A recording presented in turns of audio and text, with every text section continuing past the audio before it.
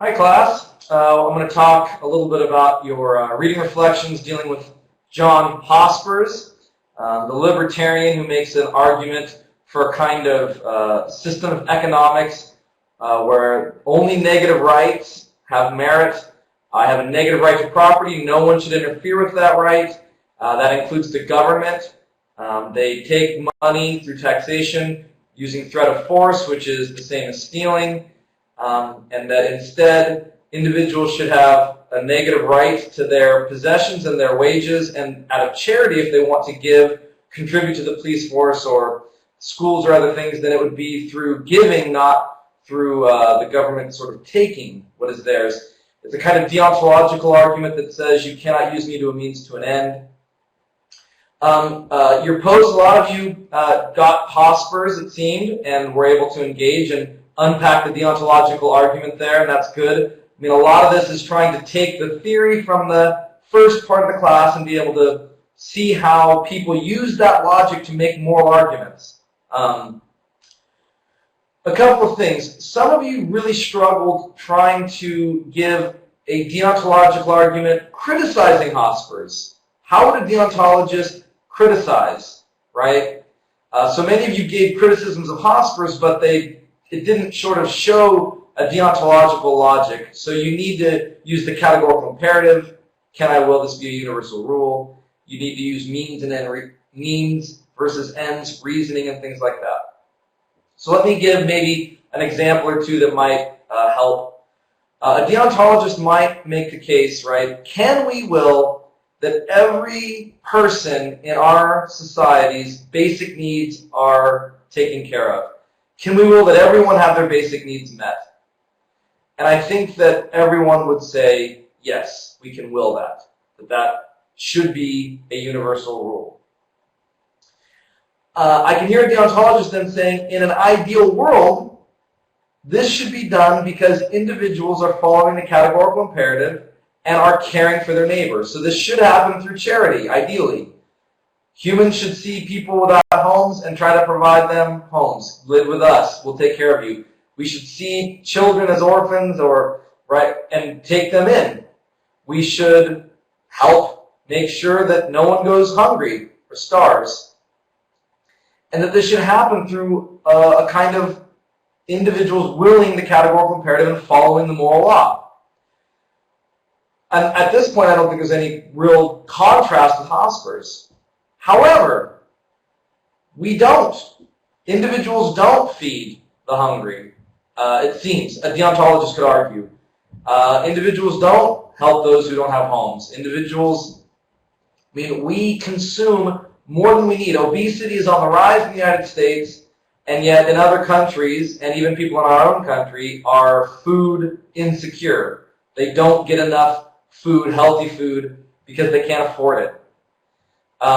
So we're not doing what we should do. We're not following the categorical imperative. So I think the deontologist might then say, since we can will that everyone's basic needs are cared for, ideally that would come through individual choice. That doesn't happen. So then the government needs to make sure that this universal rule is followed and that people's basic needs are met. That's not the first step. That's not the way it ought to be in an ideal world, but we live in a world where we don't take care of each other. So the government needs to do it. So I could see a deontologist going that route. A deontologist saying something like, imagine if no employer used their employees as a means to more money, but treated every employee as an end in themselves, as though they were sacred and had intrinsic worth. Oh, well, suddenly employers would give their employees health benefits. And the employer wouldn't get rich. I mean, when you look at CEOs and how much money a CEO makes versus a normal worker in a company, it's like 600 times more, right? Well, if I cared about my employees as ends and didn't want to use them as a means to more money in my pocket, maybe CEOs would only make 10 times what employees make.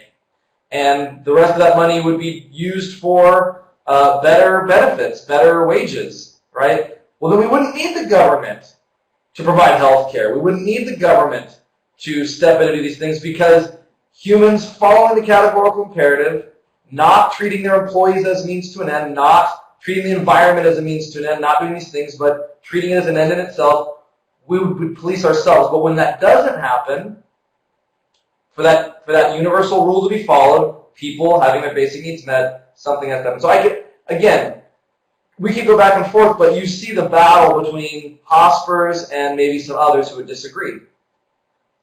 And I think it's a good debate. I think Hospers makes a good argument, and I think there are those that can make good arguments against him, but it's a clash that we're feeling, the tension we're feeling in our country even now, and what to do and how to make that work. Another piece of this response that I want to go back to Hospers' island analogy. This is a way that someone might criticize Hospers. Another way someone might criticize Hospers. So remember the island analogy. You have two people on an island, person A, person B. Person A works hard, cultivates their side of the island, plants seeds, all of that, stores up food. Person B lays around in the sun, drinks coconut milk, doesn't really plant anything, harvest anything. When the monsoon comes and food gets scarce, person A has prepared and done a lot of work and is ready. Person B has not. Suddenly person B comes over to A on his side of the island and says, give me some of your food, I'm going to starve, you owe it to me. I have a right to some of your food, you have a duty to give me some. And Hosper says, person A does not have a duty to person B to give him some of his food, and person B has no right to person A's harvest. But if person A wants to do it out of charity, certainly then he can do that, but it's not a right. I think that the analogy has certain assumptions that one could critique. So in the island analogy, person A represents wealthy people, right? Work hard, have an abundance, prepare for the future, right? Person B represents poor people, right? Who don't have enough and who need A to help. So person A represents the rich, person B represents the poor. The assumption of the island analogy, though, is that all rich people work hard and all poor people are lazy, right? If person A represents the rich, then the idea is that everyone who has worked hard for what they have, and everyone who does not have has been lazy. But this is a false assumption. We know there are lots of rich people who don't work hard. They inherited lots of money from their families. They won the lottery. They happen to be able to, they were born 7 feet tall, and so they can play a sport that earns them lots of money, right? There's lots of people who end up falling backwards into money, and then, by the way, once you have money, it's a lot easier to make money, right? There are other people who inherited 2 crack-addicted parents. They didn't inherit money. They inherited horrible environments, violence, gangs, failing schools, and now they're working two full-time jobs, right? Making minimum wage. Lots of people, I remember working when I was a teenager working at McDonald's, and the cooks would go from that job to like their landscaping job. 2 full-time jobs, making almost no money, trying to make ends meet. Well, they were poor, but they were not lazy. They were working very, very hard. But they were still having a hard time making ends meet, and if any of them got sick, they didn't have insurance, it would bankrupt them, the medical bills, right? I mean, there would be lots of issues. They often had to live with large families in one apartment. So we know that not all rich people work hard. We know that not all poor people are lazy. So what happens now? Do we have an obligation to help that person who's working 60 hours a week, making $7 an hour? Do we have an obligation to provide them with certain things like education, maybe some health care, transportation, buses, other things like that? Does the government have an obligation? Do they have a right to those things or not? Certainly we might say if someone's just lazy, they don't have a right. But what about the hardworking poor person? Another assumption made by the analogy is that both sides of the island are equally fertile. Person A's side of the island, person B's side of the island can equally take in seeds and water and grow food. But what if we change the analogy? What if person A got a side of the island that was really fertile, got the rain, the soil was great. Person B got a side of the island that was rocky and ragged and did not grow food well. Now does person A have an obligation to help person B when the food is scarce? Let's say person B worked hard, tried to cultivate their side of the island. It just didn't take. Person A has this great fertile side. Is there an obligation to help? Because I think in that situation we might say, yeah, now you should help. Well, isn't this the world we live in? I inherited a set of parents who didn't say to me, are you going to go to college, Joe? They said, where are you going to college, Joe? Where? That was from the time I was young. Where? I knew I was going my whole life. There are lots of other people where their parents encourage them not to go to school, even high school, junior high, because they'd rather them go work so they can help pay the bills, right? They'd rather them be a truant than because they don't value education. I inherited parents that could help me with my work, that could teach me to read and assist teachers and were involved. Lots of kids inherit parents who can't help them with schoolwork, right? Who don't know how to do math well, who don't care about that stuff, who are disengaged. Again, lots of kids are born into foster care or to a single-parent home where that parent's on drugs. Lots of kids have, to think that someone born in Malibu and someone born in Compton, to think that their sides of the island are equally fertile is just not, I just think that's unrealistic.